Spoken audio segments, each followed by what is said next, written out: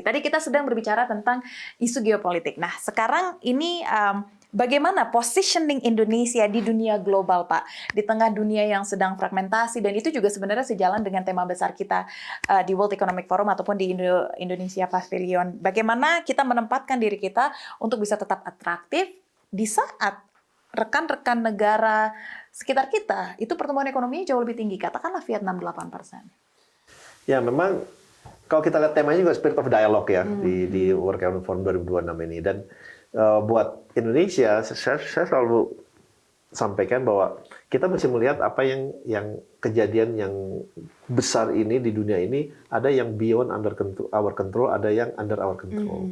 Nah, yang under our control itu apa saja? Ya kebijakan, ya regulasi, ya peningkatan sumber daya manusia kita,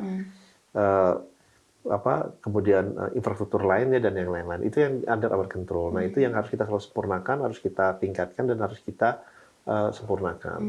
Yang beyond our control ya kita mana tahu US tiba-tiba dengan Venezuela sekarang mau ambil Greenland, kan that's beyond our control. Tapi bagaimana again kita bisa menavigasi itu sehingga posisi Indonesia nih selalu baik dan selalu di posisi yang benar. Karena kalau kita lihat Indonesia ini mempunyai salah satu strength yang disampaikan kepada saya itu adalah kita selalu bisa maintain peace and stability, perdamaian dan stabilitas di Indonesia. Nah, itu yang menjadi modal utama kita, modal para investor pada saat mau berinvestasi. Karena kalau mereka investasi kan itu kan long term commitment gitu, nggak mungkin setahun 2 tahun mereka keluar, ya mereka akan ada di situ gitu kan. Nah, tentunya kalau negara ribut terus, tidak stabilitas yang terjaga, itu kan menjadi salah satu risiko yang tidak bisa mereka kalkulasi, mereka bilang. Nah, Indonesia, kita ini stabil, growth kita above 5%, dan kita juga selalu menyempurnakan kebijakan-kebijakan kita. We keep reforming ourselves lah, in terms of policy and regulasi juga. Nah, kita selalu mencoba mereduce uncertainty. Kita jabarkan risiko yang ada dan mereka mengapresiasi seperti itu. Jadi dan mereka juga melihat bahwa trajektorinya Indonesia ini akan menjadi negara nomor 6 atau nomor 7 terbesar di dunia secara ekonomi size-nya ya. Dan itu yang mengatakan bukan yang kita, tapi justru dari banyak investment banking, dari World Bank, IMF dan yang lain-lain. Nah, mereka tidak ingin juga ketinggalan kan, knowing that our economy is growing gitu. Jadi and they want to be a part itu dari sekarang, apalagi melihat kita nih again kita makin terbuka kan, kita makin baik, dan ini menjadi suatu momen yang kita bisa optimalkan ke depannya. Jadi justru mereka senangnya ya persoalan itu stabil. Nggak satu waktu tinggi kemudian satu waktu turun yang drastis. Tapi kalau gitu. berbicara stabil, maksudnya semua yang dimiliki negara lain, katakanlah Vietnam dan Singapura juga stabil gitu Pak. Tapi ease of doing business apa mungkin yang bisa menjadi keunggulan kita Pak dibandingkan negara tetangga? Iya, kalau kita lihat ya, kalau kita bicara mengenai ASEAN, ya kita bicara mengenai Indonesia sebetulnya. Karena kita bicara ekonomi ASEAN ya 40% dari ekonomi, dari populasi, dari luas teritori itu kan Indonesia. Ya, jadi populasi kita nomor 4 terbesar di dunia. Jadi itu salah satu keunggulan yang memang tidak dimiliki oleh yang lain. Itu yang pertama. Kedua, we are very blessed gitu. Mungkin kenapa? We have all the minerals, all the critical minerals. Yang sangat diperlukan di dunia ini itu ada di kita. Rare earth atau tanah jarang yang orang bilang Presiden Trump mungkin ngelihat Greenland karena tanah jarangnya atau rare earth-nya itu salah satu paling besar di dunia.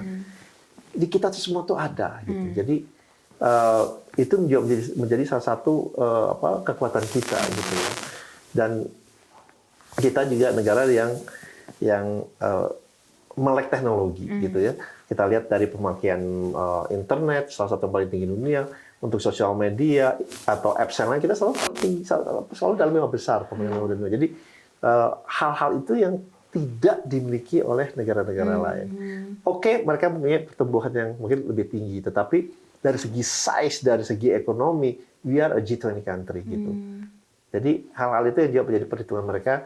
Kenapa mereka melihat, wah Indonesia is a very promising, dan kita so far selalu delivering apa yang kita sudah janjikan dan sudah kita promise untuk menjadi implementasi yang lebih baik. Dan sekarang poinnya kita bagaimana kita mencoba mengakselerasi ini aja, mengakselerasi semua hal yang sudah positif yang sudah ada di kita. Oke, berarti sebenarnya dengan kondisi sumber daya yang kita miliki, kestabilan politik yang kita miliki, ekonomi kita, akhirnya negara kita bisa menjadi friendshoring dari negara-negara lain juga, Pak? Iya. Sekarang ya PR-nya juga sebenarnya ada di kita juga. Yaitu saya bilang bagaimana kita keep reforming ourselves in terms of regulation, in terms of policy, sehingga menjadi lebih business friendly, menjadi lebih baik. Dan mungkin negara lain udah ada, tapi mereka tidak punya critical mineral yang saya bilang. Jadi kita advantage kita tuh jauh lebih besar. Nah sekarang bagaimana kita mencoba mengoptimalkan aset kita, meng-create more value dari semua yang kita punya, dari aset kita untuk kepentingan tentunya utamanya rakyat Indonesia. Saya ingin bahas juga tentang IUCPA, Pak. Ini kan udah terjalin antara Eropa dengan Indonesia. Terus kemarin juga sudah ada pertemuan dengan Swiss yang ingin membahas tentang, menindaklanjuti tentang sustainable mining. Nah, dengan adanya IUCPA ini, bagaimana Pak prospek investasi Eropa ke Indonesia maupun Indonesia ke Eropa, Pak? Ya, dengan ada finalisasi dari European Indonesia CEPA, Comprehensive Economic Partnership Agreement, itu biasanya tiap negara yang sudah selesai dengan trade FTA-nya, itu peningkatan dari segi perdagangan dan ekonomi, perdagangan dan investasi itu akan meningkat. Biasanya seperti itu. Nah, apalagi kita lihat dengan negara-negara Eropa ini kan bukan hanya 1-2 negara, tapi begitu banyak negara di Eropa. Negosiasi sudah berjalan lebih dari 8 tahun dan akhirnya kita bisa finalisasi.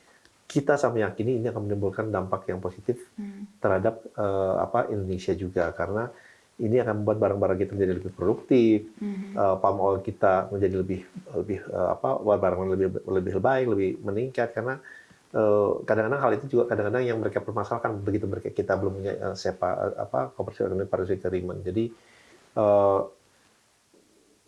dan kita ini banyak sekali kemarin saya juga baru dari London mendampingi Bapak Presiden, akan dimulai juga pembahasan mengenai dengan UK Indonesia CEPA juga akan dimulai. Jadi ini within 2026, Pak. Iya, pembicaraan akan dimulai. Ya tentunya akan memakan prosesnya ya, karena itu kan suatu pembicaraan yang CEPA ini yang komprehensif kan ya. Perdagangan trade agreement yang sangat-sangat komprehensif. Jadi ini juga hal yang positif karena again kita membuka makin open dan kita juga melihat bahwa ini kita perlukan untuk meningkatkan juga daya saingnya kita ke depannya. Ya.